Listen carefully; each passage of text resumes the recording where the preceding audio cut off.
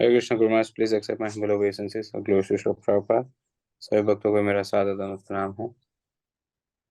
तो गुरु महाराज जी के पीछे ने पोस्टर देखा ही होगा और आप सब परिचित होंगे, ज्ञात होगा आप सभी को कि आज हमारे संप्रदाय के एक महत्वपूर्ण आचार्य श्रीपाद राम मध्व राम राम हरे हरे हरे का तिरोभाव दिवस है। राम। और आज हमारे बीच आज का टॉक डिलीवर करने श्रीमान गोविंद भक्त प्रभु उपस्थित है। तो गोविंद भक्त प्रभु हमारे इस्कॉन के एक प्राचीन भक्तों में से है। प्रभु जी ने काफी गुरु महाराज जी के चरणों में भी काफी सेवाएं अर्पण की है, काफी मंदिरों के कंस्ट्रक्शन में हेल्प किया है। और आपको याद होगा नहीं होगा या प्रभु जी को याद होगा, लेकिन पिछले वर्ष आज ही के दिन हमें प्रभु जी का संग सानिध्य प्राप्त हुआ था और पूरे एक साल बाद आज पुनः गोविंद भक्त प्रभु का हमें संग सानिध्य और मार्गदर्शन प्राप्त होने जा रहा है। तो सभी भक्तों से अनुरोध है, अपने नाम जप को विराम दे दीजिए और इतने महत्वपूर्ण टॉपिक पर आज गोविंद भक्त प्रभु से श्रीपाद मध्वाचार्य के गुणगान और चरित्र का श्रवण करने तैयार रहे। और हम गोविंद भक्त प्रभु से अनुरोध करना चाहेंगे, प्रभु जी आज का टॉक प्रारंभ करें। हरे कृष्ण। नमो विष्णुपादाय कृष्ण पृष्ठाय भूतले श्रीमते भक्ति वेदांत स्वामी निति नामिने नमस्ते सरस्वती देवे गौरवाणी प्रचारिणे निर्विशेष शून्यवादी पाश्चात्य देशतारिणे जय श्री कृष्ण चैतन्य प्रभो नित्यानंद श्री अद्वैत गदाधर शिवासदि गौर भक्त वृंद हरे कृष्णा कृष्णा कृष्णा हरे हरे हरे राम राम राम हरे हरे। महाराज के चरणों में कोटि कोटि प्रणाम। आज बहुत ही महत्वपूर्ण दिवस है हमारे लिए। हमारे पूर्वाचार्यों में से सबसे महत्वपूर्ण आचार्य, जिनके उपदेशों के कारण ही आज हम अपने सिद्धांत को अपने जीवन में पालन करने का प्रयास कर रहे हैं। तो श्रीपाद मध्वाचार्य आज के ही दिवस पे यानी माघ शुक्ल नवमी के दिन बद्रिकाश्रम गए थे। आज भी अगर आप उडुपी क्षेत्र जाते हैं और वहां पे मध्व पीठ पे आप देखेंगे कि मध्वाचार्य का आसन है, उसी आसन पे वे विराजमान थे और अपने सबसे फेवरेट पसंदीदा जो ऐतरेय उपनिषद है उसके ऊपर वे भाष्य कर रहे थे। और वो भाष्य सुनकर देवताओं ने स्वयं पुष्प वृष्टि की थी और पारिजात मंदार पुष्पों के वर्षा से वे जब आवृत हो गए और अंतर में जब शिष्यों ने उन पुष्पों को हटाया तो देखा कि मध्वाचार्य वहां से बद्रिकाश्रम जा चुके हैं। तो वह आज का ही दिवस है जिस दिन मध्वाचार्य भगवान श्री वेदव्यास जी के पास चले गए थे।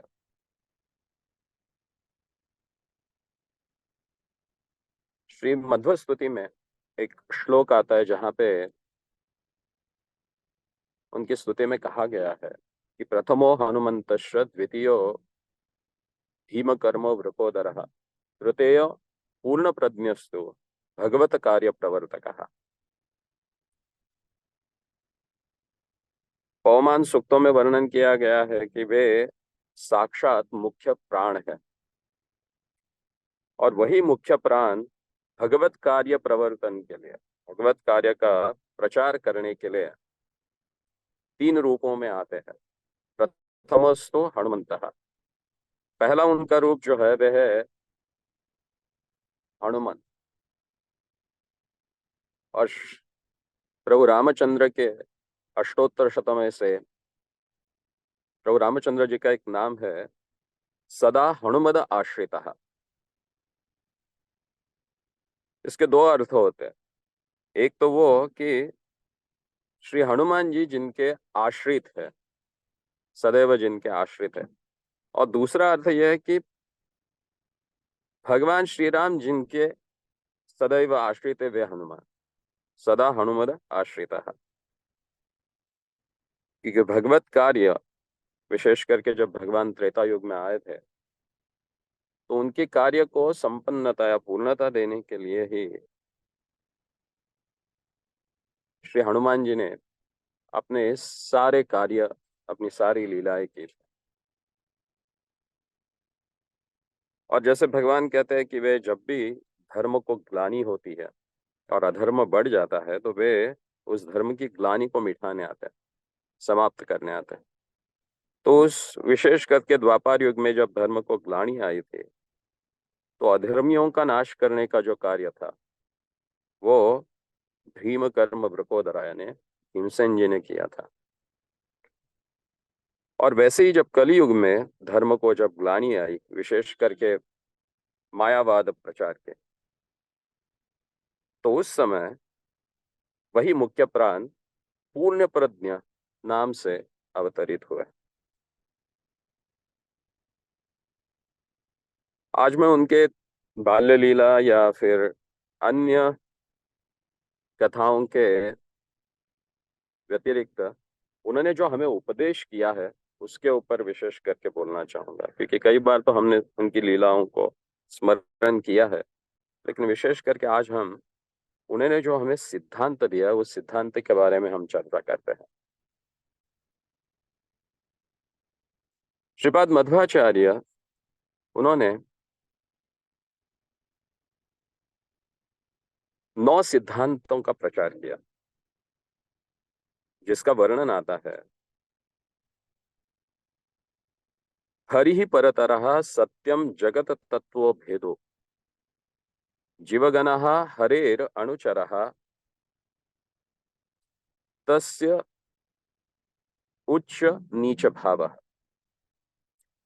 मुक्तिर निज सुख अनुभूतिर अमला, भक्तिश्च तत्साधनम, यक्षादि त्रित्रयम प्रमाणम अखिलम, आम्नाय एक वेद्यो हरि। ये जो उपरोक्त श्लोक है, इसमें मध्वाचार्य के अनुसार जो 9 मत या 9 सिद्धांत दिए उनका वर्णन है। तो सबसे पहला है कि हरि ही परतरः, भगवान श्री हरि ही सर्वोत्तम है। और दूसरा है जगत सत्य, ये जगत जो है ये सत्य है। और जगत, ईश्वर और जीव, इनमें तत्व भेद है। जगत तत्वो भेदो जीवगणः, भगवान, प्रकृति और जीव, इन तीनों में 5 प्रकार से अलग अलग भेद वे बताते हैं। फिर कहते हैं कि जीव जो है, जीवगणः हरेर अणुचरः, जीव का मूल स्वरूप है। जैसे श्रीमान महाप्रभु कहते हैं कि जीवेर स्वरूप है कृष्णेर नित्यदास, वो यहीं से आता है वो सिद्धांत कि जीवगणः हरेर अणुचरः, जीव सदा श्री हरि के दास है। और जीवों में परस्पर योग्यता का तारतम्य वर्तमान है,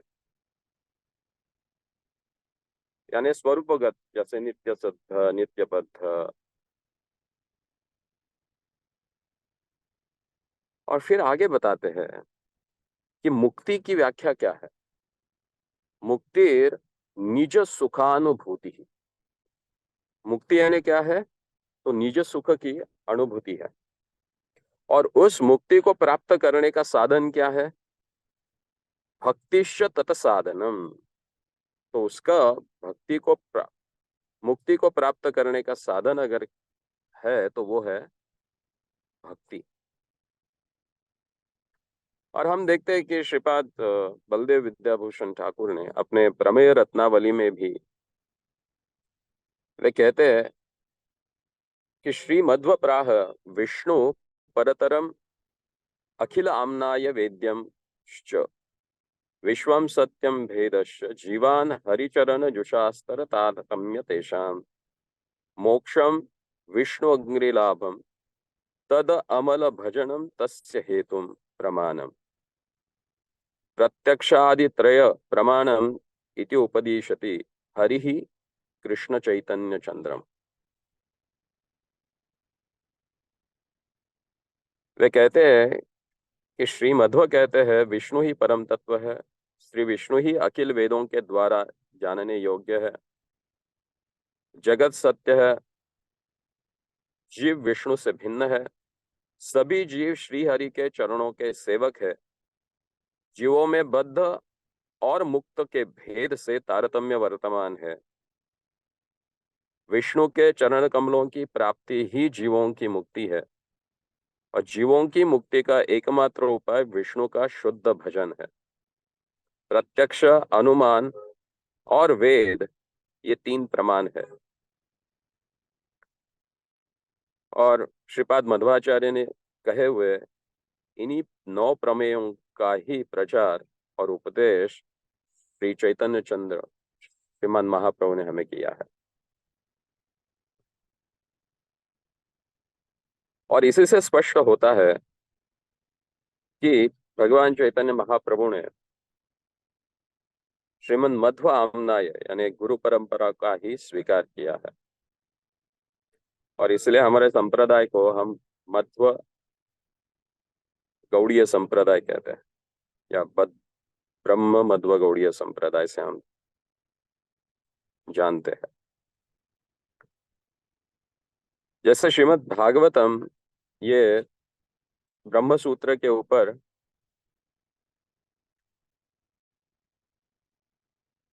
एक नैसर्गिक टीका है या मुख्य टीका है और वहां पे हम देखते हैं कि भगवान के बारे में कहा जाता है कि स्वराट। और ब्रह्म सूत्र के ऊपर जब श्रीमान मध्वाचार्य व्याख्या करते हैं तो वे भी सबसे पहले उसी मत का यहाँ पे प्रतिष्ठापित करते हैं। तत्व विवेक में वे कहते हैं कि स्वतंत्रम परतंत्रस्य प्रमेयम द्विधम मतम स्वतंत्रो भगवान विष्णुर दोषो निर्दोषो अखिल सद्गुणः। स्वतंत्र और परतंत्र शास्त्रों में इन 2 प्रकार के तत्वों का वर्णन हुआ है। भगवान विष्णु ही एकमात्र सर्वतंत्र स्वतंत्र तत्व एवं अनंत निर्दोष गुण से युक्त है। वे अनंत निर्दोष कल्याण आदि गुणों के सागर है। वे सर्वशक्तिमान स्वराट चेतन और अचेतन जगत के नियामक है। नख से केश तक स्वरूप ज्ञान के आनंद से युक्त सच्चिदानंद विग्रह और स्वगत भेद रहित है। स्वगत भेद रहित यानी उनमें देह और देही का भेद नहीं है, यानी उनके अंग गुण क्रिया स्वरूप इनमें किसी भी प्रकार का भेद नहीं है।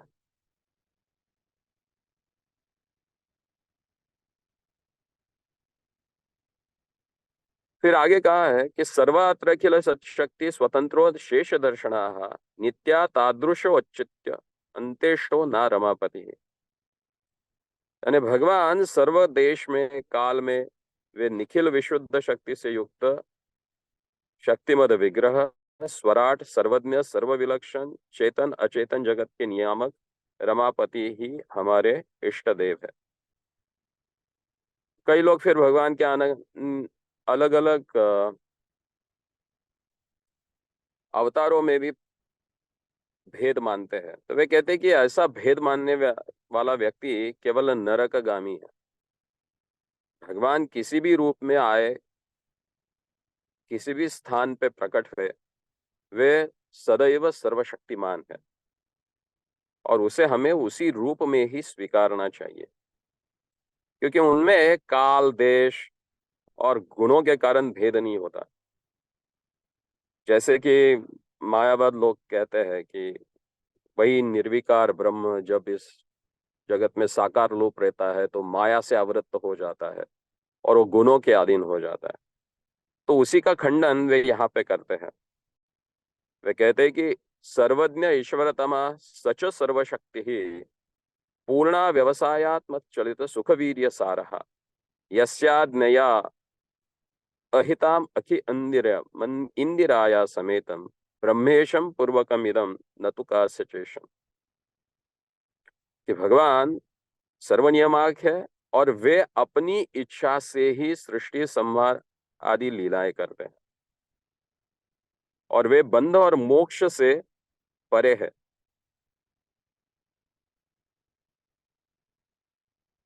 तो विशेष रूप से हम यहाँ पे जानते हैं कि हरे है परतरम, ये जो पहला सिद्धांत है उसी का प्रतिपादन करने के लिए उन्होंने महाभारत तात्पर्य टीका है। फिर या महाभारत तात्पर्य निर्णय, हम उनकी जो महाभारत पे टीका है उसको देखते हैं। गीता तात्पर्य निर्णय है, गीता के ऊपर उनकी टीका है। और फिर भगवान की जो शक्ति है जिसे हम प्रकृति कहते हैं उसके बारे में भी वे बहुत अच्छे तरह से हमें समझाते हैं। वे कहते हैं कि भगवान की जो शक्ति है, जैसे हम महाप्रभु ने जो सनातन गोस्वामी को शिक्षा दी है और वहां पे भगवान के 3 शक्तियों का वर्णन किया है, उसी प्रकार से श्रीपद मध्वाचार्य वे भगवान की जो अंतरंगा शक्ति है लक्ष्मी देवी, उनके बारे में वे कहते हैं कि लक्ष्मी देवी जी भगवान विष्णु की प्रिय महिषी है और उनका भी देह जो है वो नित्य और ज्ञानात्मिक है, ज्ञान आनंदात्मिक है, सच्चिदानंद है। वे सदैव विष्णु में विराजमान रहती है, वे सर्वत्र व्याप्त है और अनंत रूपों के साथ वे भगवान श्री हरि के साथ विहार करती है। वे भी भगवान के लीला कार्यों में उनके साथ अवतरित होके उनका सहयोग करती है और उनके लीलाओं के अनुसार अनेक नाम है, जैसे श्री है, भू है, दुर्गा है, माया है, जया है, कृति है, शांति है, अभ्रमणी है, सीता है, दक्षिणा है, जयंती है इत्यादि। वे श्री, भू और दुर्गा के रूप में 3 गुणों की नियामक है। श्री के रूप में वे सत्वगुण की प्रेरक है और वे देवताओं को मोहित करती है। भू के रूप में रजोगुण प्रेरक जो मनुष्य है उनको मोहित करती है और दुर्गा के रूप में तमोगुण को प्रेरक होकर दैत्यों को मोहित करती है। वे अपने बृहदारण्यक उपनिषद के भाष्य में कहते हैं कि श्री भू दुर्ग ब्राह्मणी ह्रीश्च महालक्ष्मीश्च दक्षिणा सीता जयंती सत्या च रुक्मिणी इत्यादि भेदितः प्रकृतिस्तेन चाविष्ट तद्वशा न हरिः स्वयं ततो अनंत अंशहि न च बलज्ञात अपि सुखादिभिः गुणैः सर्वैः तथाप्यश्च प्रासादात् दोषवर्जितः सर्वदा सुखरूपा च सर्वदा ज्ञानरूपिणी। श्री भू दुर्गा अभ्रमणी धी महालक्ष्मी दक्षिणा सीता जयंती सत्या एवं रुक्मिणी आदि भिन्न भिन्न नामों से विदित प्रकृति श्रीहरि द्वारा आविष्ट और उनके वशीभूत रहती है, परंतु श्रीहरि उनके वशीभूत नहीं रहते। यह सबसे महत्वपूर्ण समझने के लिए हमें पूरी तरह से इस सिद्धांत को जानना चाहिए। जैसे मायावादी कहते हैं कि माया के आवरण में भगवान आ जाते हैं, यानी माया के वश में हो जाते हैं इसलिए साकार हो जाते हैं। तो अपने बृहदारण्य के भाष्य में वे यहाँ पे लगते हैं कि प्रकृति स्तेन च आविष्टा तद्वशा न हरि स्वयं। प्रकृति आविष्ट हो जाती है लेकिन उसके वश में भगवान श्री हरि नहीं आते। प्रकृति का कार्य ही है आवृत्त करना, चाहे वो ज्ञान से हो चाहे मोह से हो या अज्ञान से हो, वो आवृत्त करती है। लेकिन किन्हें आवृत्त करती है? वो आवृत्त करती है जीवों को, भगवान श्री हरि को नहीं।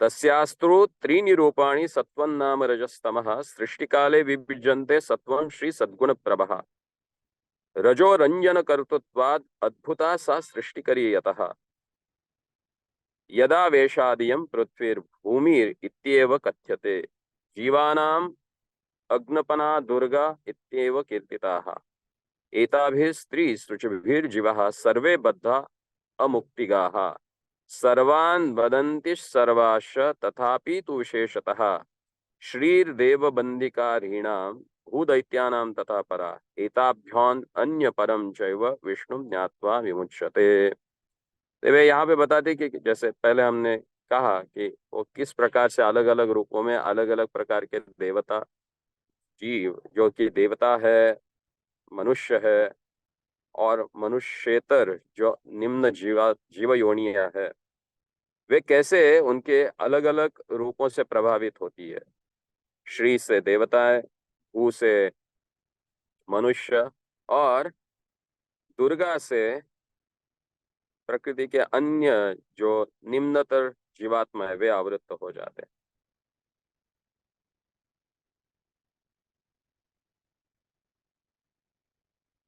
जीव भी इन तीनों प्रकृतियों से परे होकर भगवान श्री विष्णु का ज्ञान प्राप्त करके अपने आप को मुक्त कर सकता है।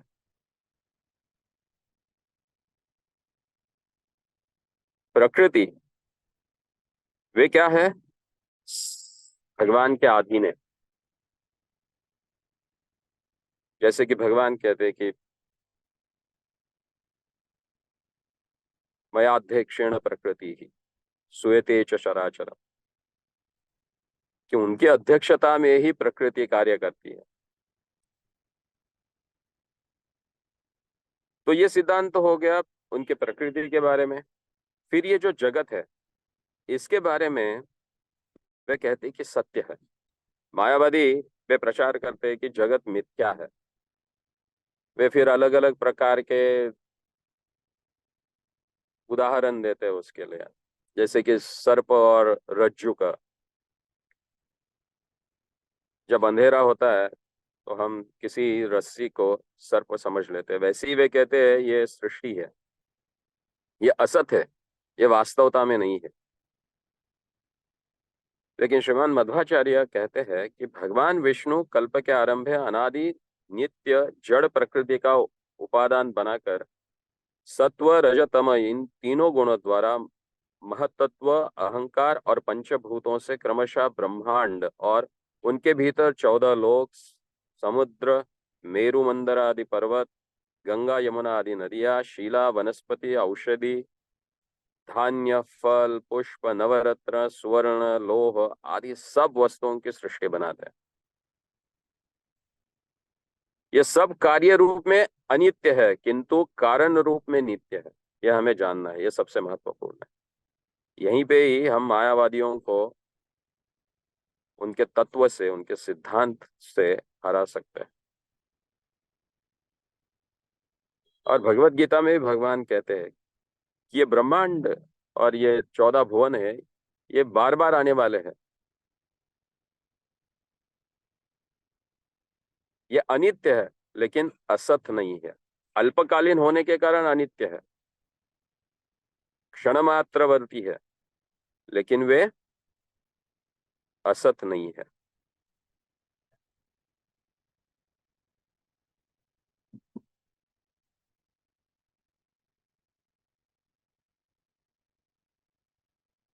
यहाँ पे बौद्ध सिद्धांत का भी वे हनन करते हैं, खंडन करते हैं। जैसे बौद्ध मतवादों के अनुसार वे भी जग को क्षणिक कहते हैं।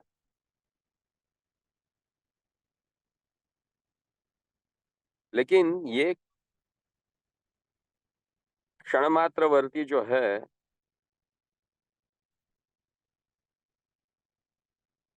ये भी ऐसा नहीं कि एक क्षण खत्म हो गया तो ये जगत खत्म होता है, नहीं, ये पुनरावर्ती है, ये वापस इसका अवस्थान होता है, ये फिर से सृजन होता है। इसका हर क्षण क्षण में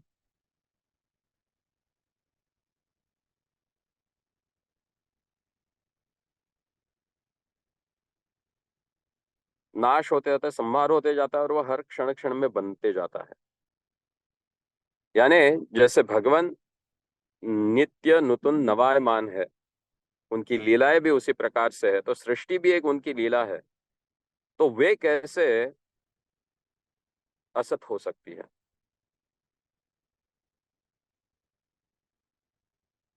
भगवत गीता का सिद्धांत ही है कि सर्वम वासुदेवम इदम, कि सब कुछ जो हमें दिखता है, जिसके बारे में हम सोचते हैं, चाहे वो मूर्त स्वरूप में हो, अमूर्त में हो, वो सब वासुदेव ही है।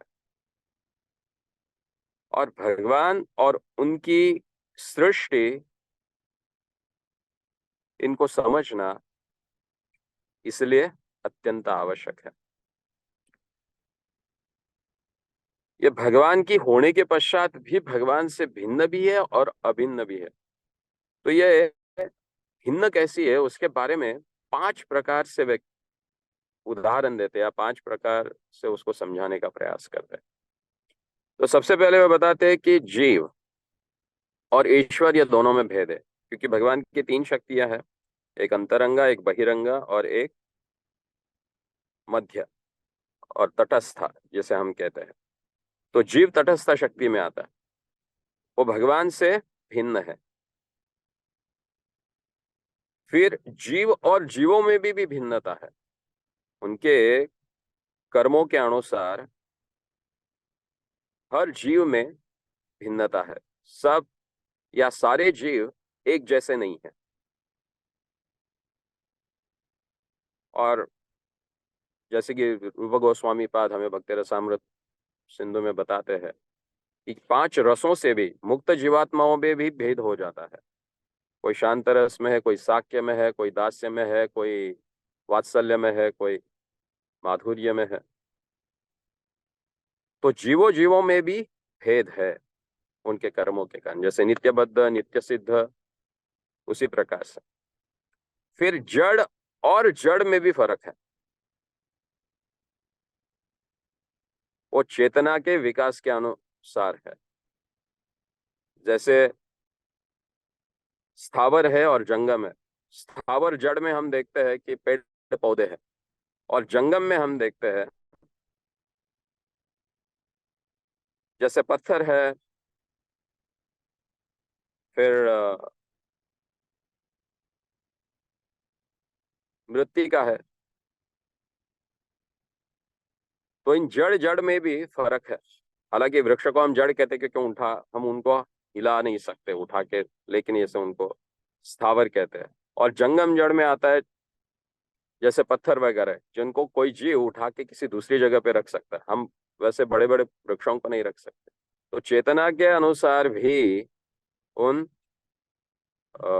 जड़ में फर्क है, और फिर जीव और जड़ में भी फर्क है।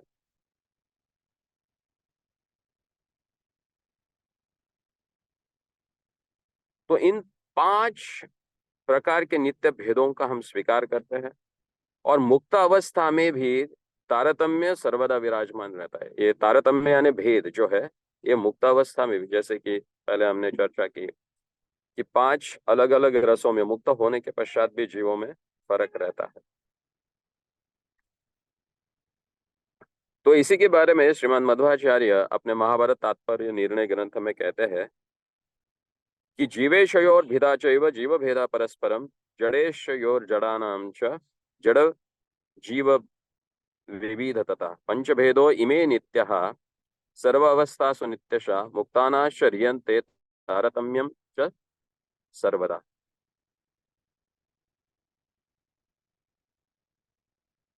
तो अनादिकाल से हम देखते हैं कि जीव और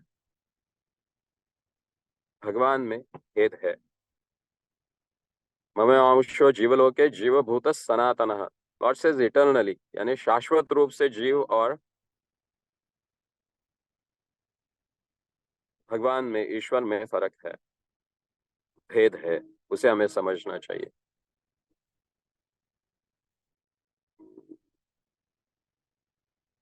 मेरे ख्याल से भी तो बहुत सारा है बताने के लिए, लेकिन समय की मर्यादा है। केवल ये दूसरे सिद्धांत तक हम पहुंच पाए आज। अगर फिर कभी समय मिला तो फिर आगे हम इसकी चर्चा करेंगे। लेकिन और एक विशेष है, मैं और 5 मिनट लेना चाहूंगा आपके, कि श्री मध्वाचार्य जी ने जो हमें विशेष करके साधना का जो क्रम दिया है, वो और भक्ति रसामृत सिंधु में श्रील रूप गोस्वामी ने जो बताया है, जो कि महाप्रभु ने उनको दशाश्वमेध घाट पे जो उपदेश किया था, उसके अनुसार भक्त्या ज्ञानम ततो भक्तिस ततो दृष्टिस ततश्च सा ततो मुक्तिस तथा भक्ति सैव स्यात् सुख रूपिणी। उनकी अनुव्याख्या में वे कहते हैं, सर्वप्रथम श्रद्धा रूपी भक्ति के द्वारा साधु शास्त्र मुख से भगवान की महिमा का ज्ञान होता है। तदनंतर अपरोक्ष साधनीभूत मुक्ति का उदय होता है। तदनंतर अपरोक्ष ज्ञान प्राप्त होता है। तदनंतर परमा भक्ति, तदनंतर मुक्ति अथवा विष्णु के चरण कमलों की प्राप्ति होती है। और तदनंतरन स्वरूप भक्ति या साध्य भक्ति का उदय होता है, और वही परम सुख रूपिणी होती है। जैसे श्रद्धा से हम शुरू करते, श्रद्धा, साधु संग, अनुर्थ निवृत्ति, तो उसी क्रम से यहाँ पे वे बताते हैं। और वे कहते हैं कि मुक्त होने के पश्चात जीव, जैसे मायावादियों का कहना है कि नरो नारायणो भवेत्,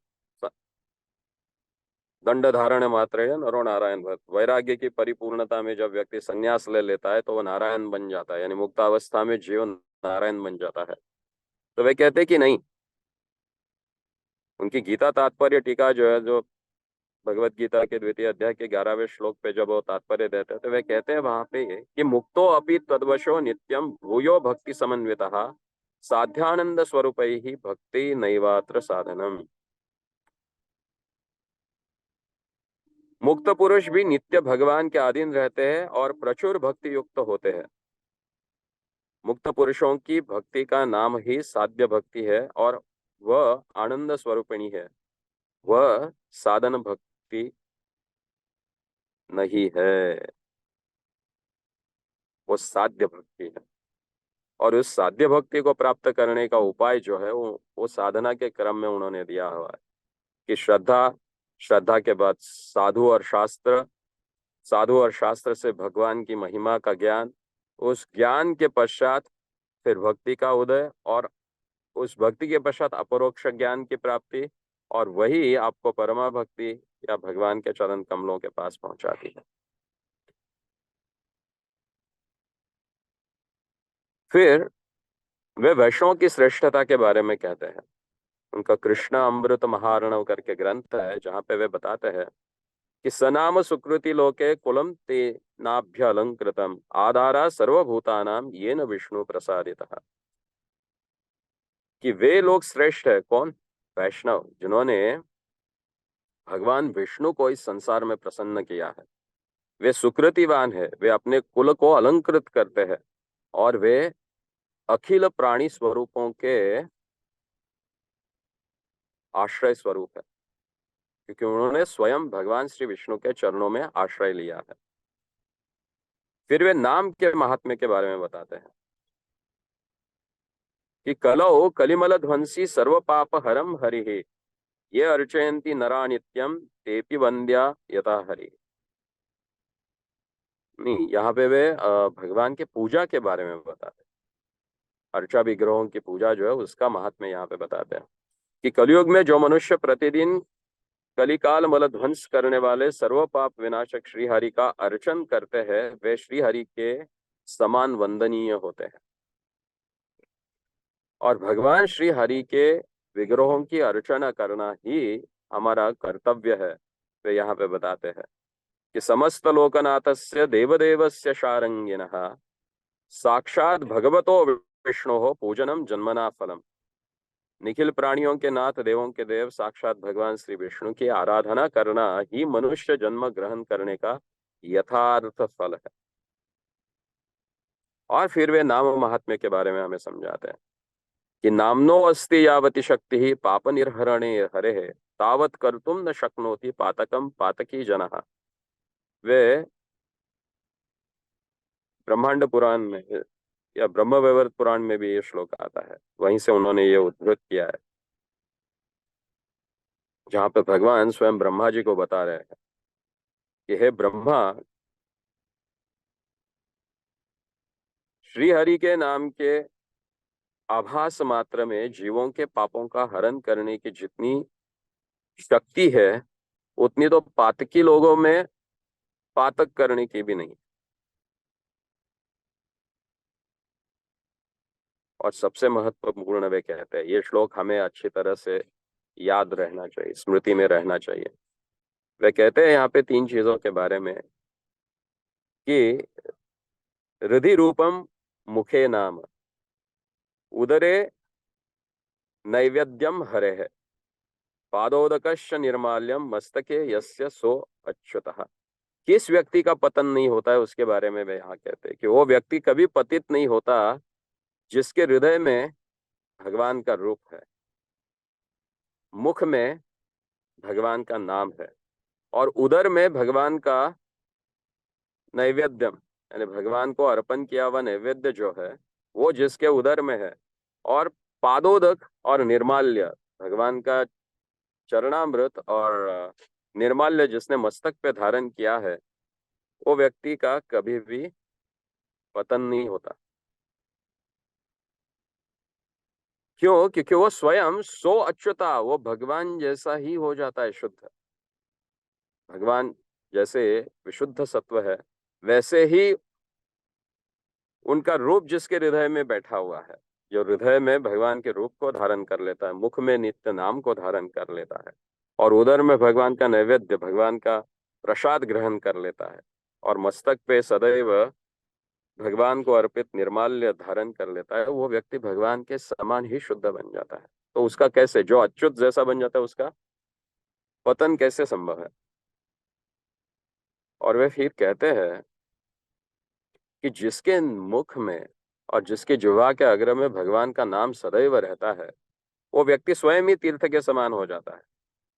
वे कहते हैं कुरुक्षेत्रेण किम तस्य किम काशा पुष्करेण किम जिह्वाग्रे वर्तते यस्य हरि इति अक्षर द्वयम। जिस व्यक्ति के जिह्वा के अग्र पे हरि ये दो अक्षर है, उस व्यक्ति को कुरुक्षेत्र काशी पुष्कर आदि तीर्थ यात्रा का क्या प्रयोजन है? सा जिह्वा या हरिम स्तौति तच्चित्तम यद दर्पणम तावेव केवलो श्लाघ्यो यौ तत् पूजा करो करो। तो हर एक अंग जो शरीर का है उसकी पूर्तता क्या है उसके बारे में वे कहते हैं कि वही जिह्वा जिह्वा है जो श्री हरि का स्तव करती है, वही चित्त चित्त है जो चित्त हरि को समर्पित है। तच्चित्तम यत अर्पणम, वे दोनों हाथ ही प्रशंसनीय श्लाघ्य है जो भगवान श्री हरि के पूजा में लगे हैं। वे भी कहते हैं कि अन्य देवताओं की पूजा निषिद्ध है। क्यों? सर्वधर्मं तु परित्यज्यम परधर्मं चरेत यथा तथा हरि परित्यज्य यो अन्य देवताम उपासते। वे कहते हैं यहाँ पे कि स्वधर्म हमारा स्वधर्म क्या है? तो हरि, भगवान श्री हरि की उपासना करना। जो व्यक्ति भगवान श्री हरि की उपासना छोड़कर यानी स्वधर्म छोड़कर परधर्म का आचरण कर लेता है यानी अन्य देवताओं की पूजा करता है, तो उसको निरर्थक वे कहते हैं। क्योंकि विष्णु पूजा ही हमारा कर्तव्य है, जीवन का उचित सार्थक ही है भगवान श्री हरि के विग्रहों की अर्चना करना। यावत् स्वास्थ्यम शरीरेषु करणेषु च पाटवम तावद अर्चये गोविंदम आयुष्यम सार्थकम कुरु। जब तक शरीर स्वस्थ है तथा सभी इंद्रियों में पटुता वर्तमान है, तब तक श्री हरि का अर्चन जीवन को सार्थकता प्रदान करता है। और फिर वे व्रतों के बारे में बताते हैं कि कौन से व्रत हमें करने हैं, कौन से व्रत नहीं करने हैं। खास करके एकादशी का जो उपवास है वो हमें कब करना है उसका भी निर्णय होता है। इसलिए हम देखते हैं कि वहाँ रेगुलर कैलेंडर में भी, दिग्दर्शिका में भी दो रहती है, एक स्मार्त एकादशी रहती है और एक भागवत एकादशी है। और उस भागवत एकादशी का पालन हम लोग करते हैं। तो भागवत एकादशी क्यों? क्योंकि द्वादशी का उपवास हमारे लिए कहा गया है। जो स्मार्त लोगों के लिए द्वादशी रहती है वो हमारे लिए उपवास के लिए रहती है। तो उसका वर्णन यहाँ पे वे करते हैं कि क्यों हमें वो करना है। वे कहते हैं कि अथवा मोहनार्थाय मोहिन्या भगवान हरि अर्थिता कार्यमासः व्यासरूपी जनार्दनः धनदा अर्च विवृद्ध्यर्थम महावित्तलयस्य च असुराणां मोहनार्थम पाषाण्डानां विवृद्धये आत्मस्वरूपाज्ञ विज्ञप्ति स्वलोकाम आप्तये तथा एवं विद्धा परित्यज्य द्वादशाम उपवासयते। जो दशमी विद्ध एकादशी रहती है वो हम नहीं करते, लेकिन जो एकादशी विद्ध द्वादशी रहते हैं उस दिन हम उपवास करते हैं। और उसका कारण वे यहाँ पे बताते हैं कि व्यास रूपी भगवान जनार्दन श्री हरि ने मोहिनी के द्वारा प्रार्थना किए जाने पर कामी लोगों को मोहित करने के लिए, धन की आकांक्षा से अर्चन की वृद्धि के लिए, परमार्थ परमार्थ को लुप्त करने के लिए, आसुरों को मोहन करने के लिए, पाषांडी लोगों की वृद्धि के लिए, अपने आत्मस्वरूप को न जानने के अभिप्राय से और जिससे विष्णु लोक की प्राप्ति न हो सके, इसीलिए ऐसा विधान करवाया था। अतएव इस प्रकार की विद्या एकादशी को परित्याग कर द्वादशी में उपवास करना चाहिए। तो जो कोई व्यक्ति दशमी विद्या एकादशी या जो स्मार्त लोगों की एकादशी करते हैं उसका हेतु क्या है वो यहाँ पे बताया गया है। और उसका त्याग करके वैष्णव द्वादशी में उपवास करते हुए यहाँ पे समझाते हैं। और एकादशी के दिन या एकादशी उपवास में जो अन्न ग्रहण करते हैं उसके लिए वे यहाँ पे क्या पाप है उसके बारे में बताते हैं। वरम स्वमातृगमनम वरम गोमांस भक्षणम वरम हत्या सुरपानम एकादश अन्न भक्षणात्। एकादशी को अन्न ग्रहण करना ये किन चीजों से अधिक निंदनीय उसके बारे में कहते हैं कि जो व्यक्ति स्वमातृगमन करता है, गोमांस भक्षण करता है या सुरापान करता है, उससे भी अधिक निंदनीय है जो एकादशी के दिन अन्न ग्रहण करता है। वे कहते हैं कि जो ऊर्ध्व पुंड्र तिलक जो है यह हमें नियमित रूप से सीधा ही लगाना है, उसको टेढ़ा नहीं लगाना है। ऊर्ध्वपुण्ड्रम उज्ज्य सौम्ये ललाटे यस्य दृश्यते स चांडालोपि शुद्धात्मा पूज्य एव न संशयः। ओ सॉरी, तिर्यक पुण्ड्रम न कुर्वन्ति संप्राप्ते मरणे पिवा न चान्ये नाम विब्रूयात् परान नारायण दृशेत। कभी भी टेढ़ा पुंड्र धारण नहीं करना है, यानी तिलक जो है वो टेढ़ा नहीं लगाना है। अथवा प्राणों का संकट उपस्थित होने पर भी परात्पर नारायण के नाम के अतिरिक्त अन्य किसी देवता का नाम उच्चारण नहीं करना है। और वे कहते हैं कि वैष्णव में जाति निषिद्ध है। और वहां पे वे कहते हैं कि जिसने भी ऊर्ध्व पुंड धारण किया है अपने ललाट पर, वो चांडाल योनि में भी जन्म होने के पश्चात शुद्धात्मा बन जाता है, उसमें कोई संशय नहीं है। और सबसे महत्वपूर्ण है वैष्णवों की सेवा। उसके लिए वे कहते हैं कि विष्णु और भागवतनांश प्रतिपस्याकृति सदा परस्पर विरोधे तु विशिष्टस्यानुकूलतः प्रियम विष्णुस्तदीयानामपि सर्वं समाचरेत धर्मम आप्य प्रियम तेषाम नैकवित किंच समाचरेत हरिभक्तानुश्चरण वर्णोच्छोपि न पूज्यते। विष्णु और विष्णु भक्तों के प्रति द्रोह अथवा अनिष्ट आचरण कभी भी नहीं करना है। दो वैष्णवों में परस्पर विरोध होने पर उनमें से उत्तम व्यक्ति के निर्देश का ही अनुसरण करना चाहिए। विष्णु और विष्णु भक्तों के प्रिय कार्यों का अनुष्ठान करना, धर्म भी यदि वैष्णवों को प्रीतिदायक न हो तो उसका किंचन मात्र भी आचरण नहीं करना चाहिए। नीच कुल में जन्म लेने वाला व्यक्ति भी हरिभक्त होने पर पूजनीय है। हरिभक्त नहीं होने पर उच्च वर्ण यानी ब्राह्मण भी पूजनीय नहीं है। और वे कहते हैं कि ये ब्राह्मण क्या है, तो वृत्ति में ब्राह्मणता होनी चाहिए। आर्जवन ब्राह्मणे साक्षात शूद्रो न आर्जव लक्षण गौतमस इति त्वति विज्ञाय सत्यकामं उपनयत। छांदोग्य उपनिषद के भाष्य में वे लिखते हैं कि ब्राह्मण में साक्षात सरलता और शूद्र में सदैव कुटिलता वर्तमान रहती है। हरिद्रुमत गौतम ने इसी प्रकार से वृत्ति का विचार करके ही सत्यकामा को उपनयन या सावित्र संस्कार प्रदान किया था। गौतम ऋषि के पास जब सत्यकाम आते हैं गुरुकुल में विद्या अध्ययन करने के लिए, तो उस समय वे पूछते कि आप किन के पुत्र हो। तो वे बोलते कि मुझे मालूम नहीं, मैं मेरी माँ से पूछ गया था। और अपनी माँ के पास जाके पूछते कि माता मैं किसका पुत्र हूँ, तो वो बोलती कि मुझे भी मालूम नहीं, क्योंकि मैं दासी हूँ। और किनसे तुम्हारी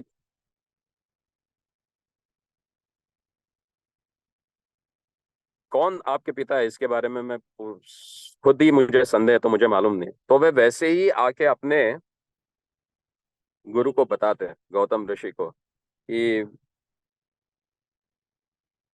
मेरी माता को मालूम नहीं कि मेरे पिता कौन है।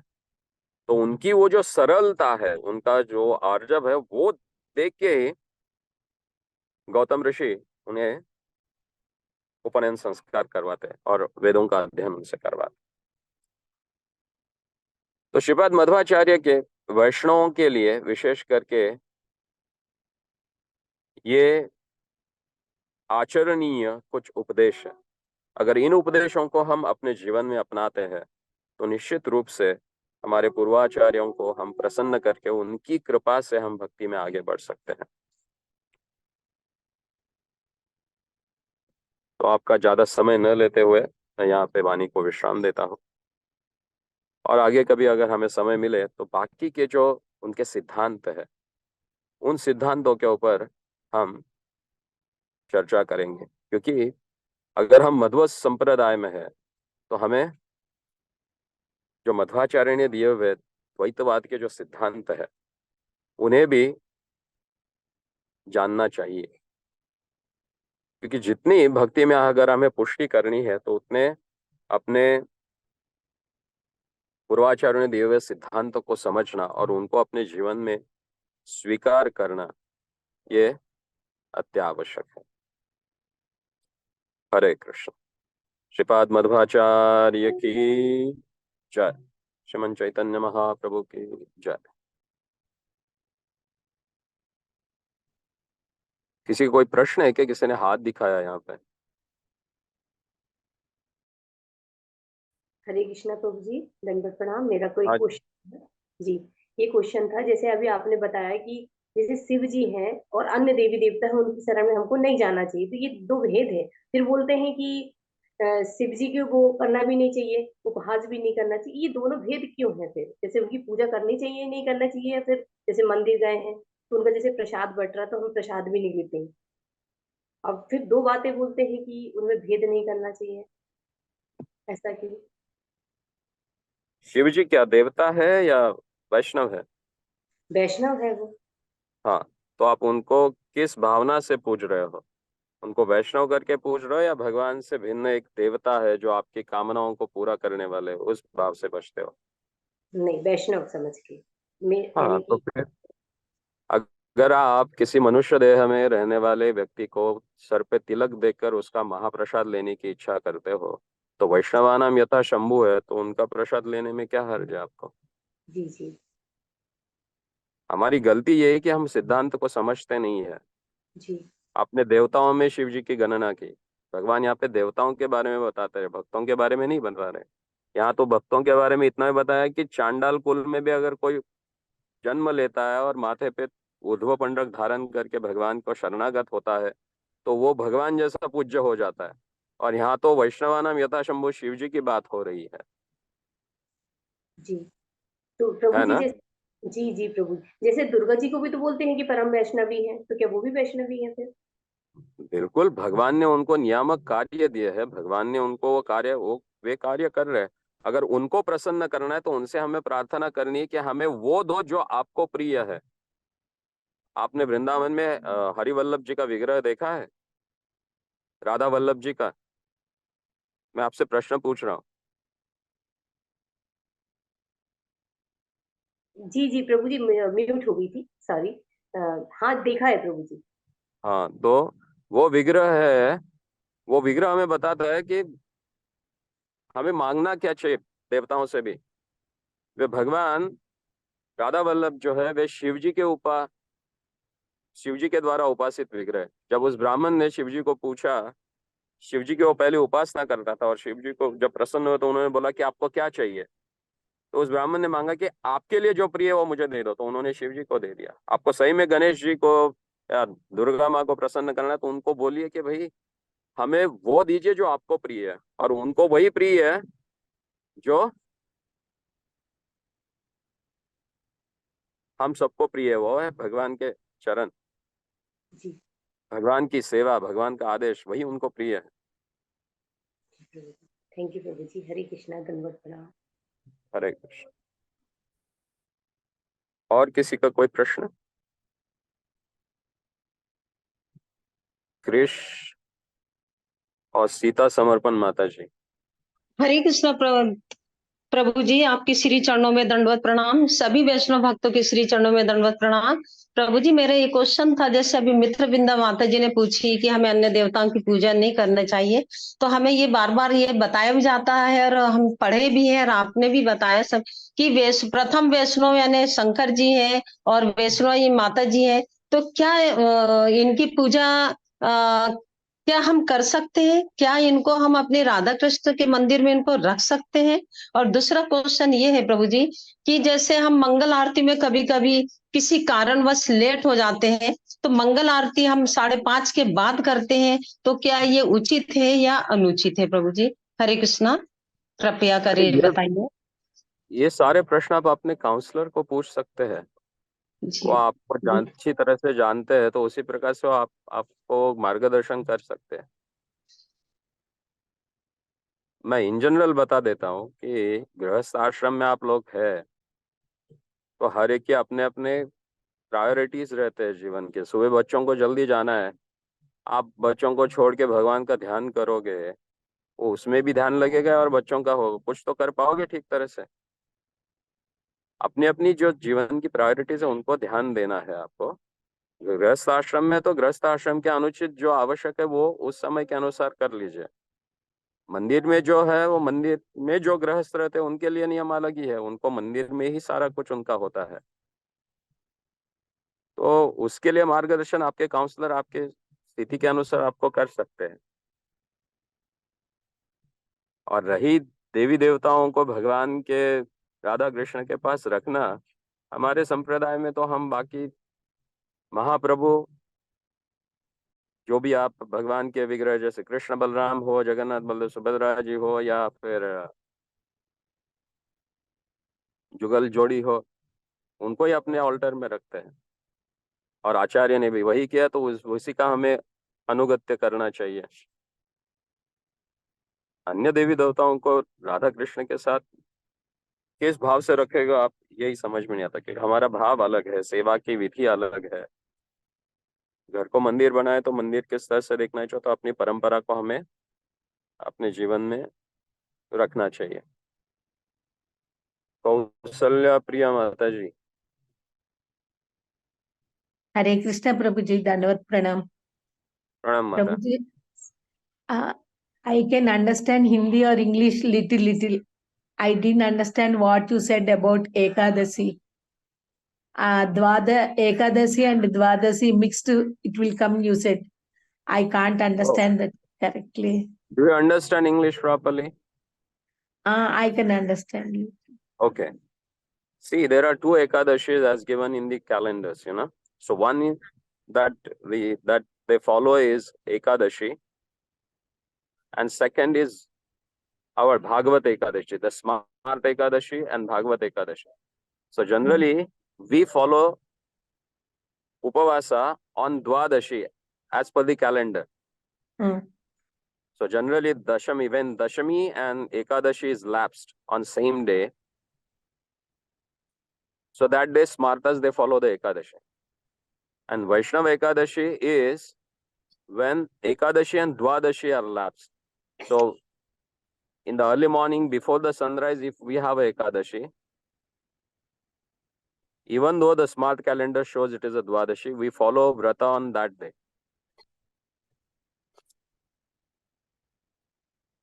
Are you able to understand what I'm saying? No. This point I didn't catch it. Okay. Just forget you follow the calendar. Many Whatever people our are Vaishnava asking me calendar. the reason why you are following that. That's what I'm explaining you. Hmm. Because that is the day meant for Vaishnavas to follow the Upavasa. Can you tell me the reason, Prabhuji? Not corresponding. It's an overlap. See, our Vedic calendar and this is Georgian English calendar, it never corresponds to each other. Okay? Even the Tithi is considered as per the sunrise, not as per the change of the date. So Tithi, we consider the Ekadashi Tithi when it starts before the sunrise, like 96 minutes. Yes, Prabhuji. Dhanavad Pranam. The smarters, they will take it. If this is a Sunday, 24 hours, they will take it where the majority falls. Hmm. Where is, if it is touching the next day, we will follow the next day. Generally, what happens, you need to have little bit knowledge about Indian calendar, you know, our Vedic calendar, to understand this particular difference. Generally, Tithi changes. The Smartha consideration of next Tithi is that even though today is Chaturthi, but mid of the day, if that changes and become Panchami, they consider that whole day as a Panchami. But as a Vaishnava, what we consider that Chaturthi only because that Tithi is on that sunrise. We never consider Tithis after sunrise. This is little technical thing. So it's little bit technical. If you really understand, then it's okay. Otherwise, you can, your counselor will make you understand that. Thank you, Prabhuji. Dhanavad Pranam. Hare Krishna. Hare Krishna. Krish from Gurgaon. He has raised his hand. Hare Krishna Prabhuji. Hare Thank you for the Krishna. class. Dandavat pranam. तो मेरा एक question था कि जैसे कई बार होता है जैसे मेरे क्लास में भी बच्चे हैं या फिर जैसे इधर उधर जैसे कभी कभी बात करता है ऐसी स्पिरिचुअल टॉपिक पे ही तो दे आस्क दैट तुम लोग बस कृष्णा ही क्यों करते हो तो और फिर कहते हैं कि उनको कैसे मैं एक्सप्लेन करूँ कि sometimes it gets it's easy to tell them explain that this creation has a creator, but then वो creator is Krishna. How do I tell that वो जो creator है वही Krishna ही है, and it's not like वो निराकार है या फिर वो it's like a divine power, it's something beyond something ऐसे से वो ambiguous definitions के अलावा. आपका पूरी तरह से विश्वास है? हाँ मतलब मैं तो अभी प्रैक्टिस कर रहा हूँ तो I cannot really say that. हाँ देखिए, जब तक हमारा पूरा विश्वास नहीं होता है ना तब तक हमें कठिन जाता है दूसरों को समझाने के लिए. हाँ हर एक टीचर नहीं बन सकता ना. हाँ तो आप हम तो पहले अच्छे स्टूडेंट बन जाए, हाँ फिर दूसरों को सिखाने का प्रयास करें। हाँ हाँ तो अच्छा है, लोग पूछते हैं, लेकिन जब तक हमारा अच्छी तरह से ज्ञान उसके लिए परिपक्व ना हो, तब तक हम्म हमें केवल उनको यही कहना है कि भाई मैंने तो ऐसा पढ़ा है शास्त्र में, माने या ना हाँ माने ये हर एक के ऊपर है। हाँ क्योंकि भगवान साक्षात दुर्योधन के सामने खड़े थे, लेकिन दुर्योधन ने कभी उनको भगवान नहीं समझा। हाँ और भगवान तो उसको ब्याही भी थे, उनकी उनके बेटे से दुर्योधन के पुत्री का विवाह भी हुआ था, यानी हम्म सगे संबंधी भी थे, लेकिन वो जान नहीं पाया। तो हर एक व्यक्ति भगवान की श्रेष्ठता को नहीं जान सकता है। हाँ वो बोलेगा अरे शिव जी है, बोले ठीक है, तुम्हारे लिए शिव जी है तो हम उनकी सेवा करो, हाँ कहीं तो सेवा करो। अगर श्रेष्ठता किसी की भी मानते हो तो उनको बोलो कि उन चलो उनके हिसाब से आप रहो। हाँ प्रभु। क्योंकि अगर प्रचारक बनना है तो भक्ति विनोद ठाकुर महाशय उनके एक सज्जन तोषणी के एक आर्टिकल में लिखते हैं, वे कहते हैं कि प्रचारक वो बन सकता है जो भगवान श्री हरि को हर जगह पे देखता है। वही व्यक्ति जान सकता है कि कोई भी व्यक्ति किसी भी देवता की अगर पूजा कर रहा हो तो पूजा वो केवल मेरे भगवान की कर रहा है, क्योंकि आराध्य भगवान व्रजेश तनय। इस भौतिक जगत में या आध्यात्मिक जगत में अगर आराध्य कोई है तो मेरे ही भगवान है, लेकिन वो व्यक्ति मेरे ही भगवान को अपनी समझ के अनुसार पूजा कर रहा है, तो मैं उसको डिस्टर्ब क्यों करूं। अगर वो वैसे ही प्रामाणिकता से उसकी पूजा में लगा रहा तो एक ना एक दिन उसको भगवान के पास पहुंचना ही है। हम जल्दी ना करें उसके लिए। हाँ, जल्दी करने का अधिकार केवल आचार्यों को है, क्योंकि उनमें वो शक्ति रहती है। वो किसी के सर पे हाथ भी रख दे या किसी की तरफ कृपा कटाक्ष भी कर ले तो भगवान की महत्ता को जान सकता है। हमें उतने प्रयास में नहीं लगना चाहिए, इन प्रयासों से थोड़ा संभल के रहना चाहिए अपने आप को, नहीं तो फिर हमारी भक्ति का भी खंडन हो सकता है उसमें। अगर हम उतने परिपक्व न हो हमारे ज्ञान में तो वो बंदा आपको बता देगा कि वो जो कहता है वो सही कैसा है। इसलिए वो झंझट से थोड़ा दूर रह के हम अपनी भक्ति को ही या अपने विश्वास को ही बढ़ाते रहना चाहिए, या फिर किसी अन्य भक्ति से उसको मिलाना चाहिए कि प्रभु आप इसे समझाइए करके, मैं नहीं समझा पा रहा हूँ। और कोई? नर्तनी राधिका देवी दासी। हरे कृष्णा प्रभु जी। हाँ माता जी बोलिए।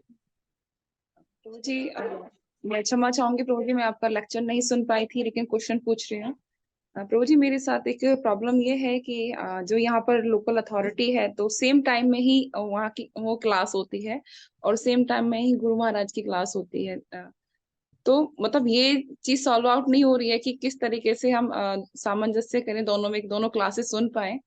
ये बहुत बड़ी प्रॉब्लम भी हो रही है क्योंकि गुरु महाराज जी की आज्ञा का भी पालन करना है, तो जब तक हम सुनेंगे नहीं और उसको कैसे पालन कर पाएंगे। और इधर हमें जो करंट अथॉरिटी जो भी हमें समझा जो बता रही है, जो भी हमें सेवाएं प्रचार करने में बता रहे हैं, तो उसको भी पालन करना है। तो यहाँ पर ये चीज समझ में नहीं आ रही है कि करना क्या है, और इस वजह से भक्ति भी हमारी डिस्टर्ब हो रही है। तो आप बताएं प्रभु जी कि क्या कर सकते हैं हम। कहाँ से आप? प्रभु जी मुरादाबाद से हैं, उत्तर प्रदेश मुरादाबाद। आ, ये क्लासेस तो रिकॉर्डेड रहते हैं, लेकिन सेवा आपको जहाँ करनी है वहां पे थोड़ा ध्यान देना पड़ेगा, यस प्रभु जी। है ना। यस क्योंकि प्रभु आपकी इमीडिएट अथॉरिटी तो वही है जो आपको जी। सेवाएं दे रहे हैं भगवान को। आपको फिजिकल रूप से या जिस स्थिति में आप है उस स्थिति में आपको सेवा में लगाने का प्रयास कर रहे हैं, है ना। यस प्रभु जी। क्योंकि गुरु महाराज भी कोई अलग चीज नहीं बता रहे, वे बता रहे कि किसी भी रूप में जहाँ पे हो वहीं पे रह के भगवान की सेवा करो। यस।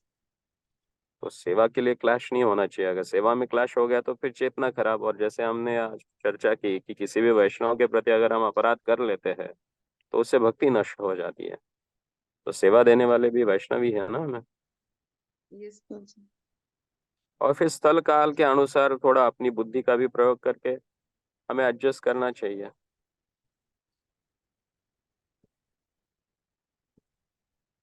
महाराज के क्लासेस तो हर रोज रहते हैं, और आप उनको प्रार्थना कर सकते हैं कि एक आध दिन में वो कर सकते, एक आध दिन ये कर सकते हो करके।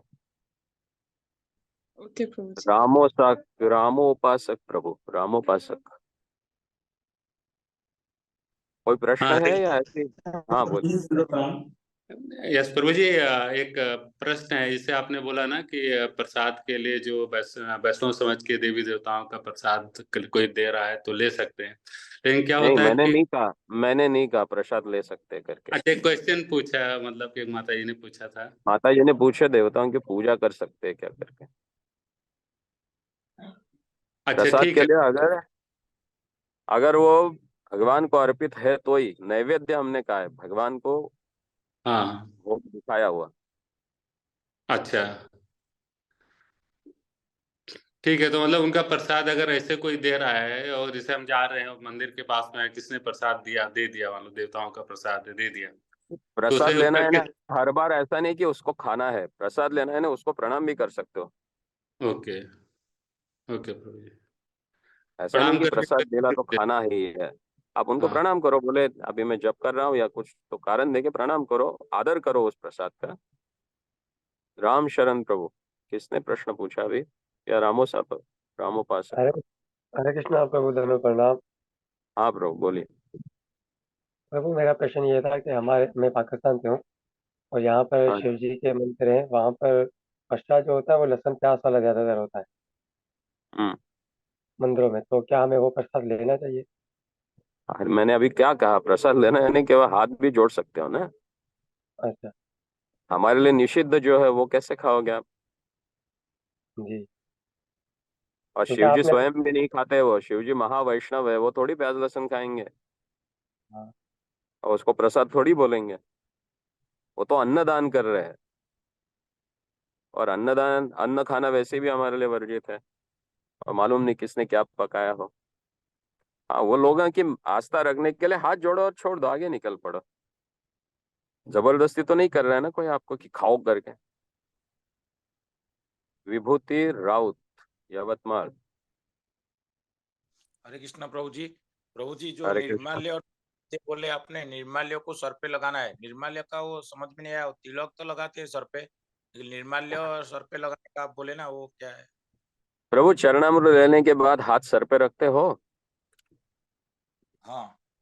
हाँ, उस वही लगाना यानी हो गया। क्या करते हो, क्यों सर पे लगाते हो उसको? क्योंकि वो वंदनीय है इसलिए।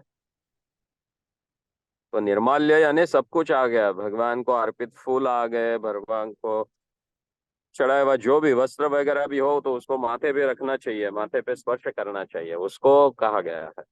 मस्तक पे धारण करना, धारण करना यानी ऐसा नहीं कि बांध के घूमना है सर के ऊपर, यानी मस्तक को स्पर्श करना। ठीक है ना? हरे कृष्ण प्रभूचे दंडवत प्रणाम. मग आपल्या घरी जे कुलदेवता आहेत, त्यांची पूजा रोज करायची की नाही? म्हणजे आपल्या जे परंपरा आहे, आपण भगवंतांची तर पूजा करतोच, अल्टरमध्ये मंगल आरती करतोच. पण जे घरात आता आपले कुलपरंपरेने आलेले जे देव आहेत, त्यांची आपण पूजा करायची की नाही? काय करायचं? शेवटी भाव महत्वाचा आहे, त्यांना काय समजून पूजा करणं ते तुमच्यावर निर्भर आहे. हां, नाही आपण तर म्हणतोच, की मी फक्त म्हणजे आपले वैष्णव आहेत म्हणूनच पूजा करते आणि त्यांना सांगते, की मला माझ्या भगवंतांची शुद्ध भक्ती मिळू दे, माझ्या हा, राधाकृष्णाची. योग्य करताय. चालतंय ना? हां, ठीक आहे. Okay. Thank you Prabhuji. Hari बोल.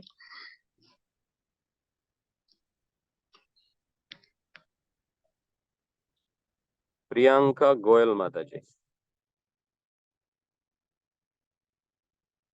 हाँ जी, हरे कृष्ण प्रभु जी, दंडवत प्रणाम।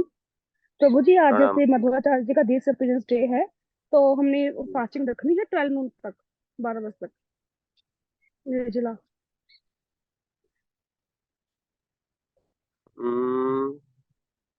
वैसे मंदिरों में तो हम करते नहीं है, करे तो कोई उसमें कोई अपराध तो नहीं है, कर सकते हो आप, आपको करना है तो.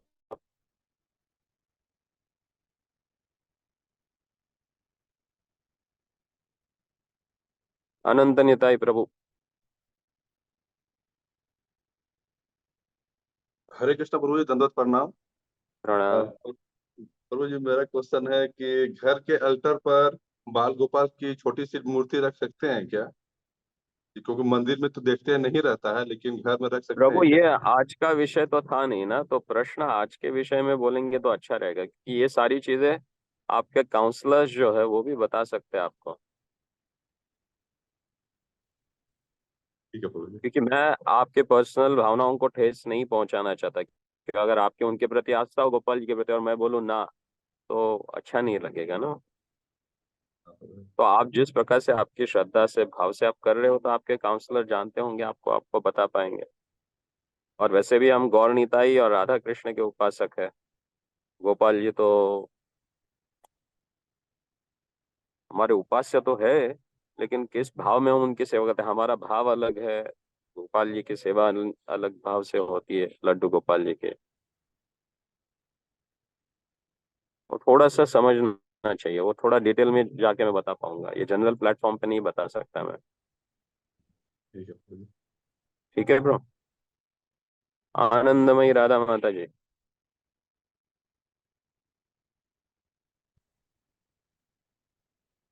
हरे कृष्णा प्रभु जी, धन्यवाद प्रणाम। प्रभु जी एक्चुअली क्लास का जो नॉर्मल टाइमिंग होता है वो 7:30 तक होता है। जो अभी क्वेश्चन आंसर्स होकर 8 लगभग हो गए हैं। तो इट सीम्स पद्मा माली प्रभु थोड़ा सा बिजी हैं, जिसकी वजह से वो आ नहीं पा रहे हैं। हम अभी एंड कर सकते हैं मीटिंग, इफ यू अलाउस, और अगर आप question okay okay answers okay, लेना चाहते अगर क्वेश्चन है पूछना चाहते हो तो I can continue, no problem. हैं। Yes Prabhu ji, it's your choice, otherwise हम एंड कर सकते हैं अभी meeting. Okay, no problem. Thank you so much Prabhu ji. हाय कृष्ण। हरे कृष्णा। ओके, 2 लोग हैं, इनके प्रश्न लेके फिर हम यहीं पे रुकेंगे। श्रीमती राधिका माता जी। हरे कृष्ण प्रभु जी, धन्यवाद प्रणाम। थैंक यू सो मच हाय प्रभु जी कृष्ण। अच्छी क्लास के लिए। प्रभु जी आप माधवाचार्य के बारे में बता रहे थे कि उनके सिद्धांत को हम फॉलो करते हैं। तो बेसिकली आपने 9 बता रहे थे आप सिद्धांत, उसमें से आपने बताया कि प्रमुख बता रहे थे आप कि साध्य और साधना भक्ति हमें इसमें भी करना चाहिए। तो और जो श्रद्धा से लेके प्रेम तक का स्तर है वहां तक जाना है इसी के दौरान हमें साधन भक्ति के द्वारा। तो क्या प्रेम भक्ति के ऊपर भी कोई होता है? जैसे मैंने सुना था कहीं कि साधन रूप गोस्वामी जी ने तो कुछ दिया नहीं है उसके बाद, और हम रूप गोस्वामी के अनुगत्य में है, तो उन्होंने जहां तक दिया है वहां तक ही हम ही सोचेंगे ना। ठीक है Prabhu ji, thank you so much. Yes, हाय कृष्ण माता। आनंददायिनी माता जी। हरे और कृष्ण संगीत।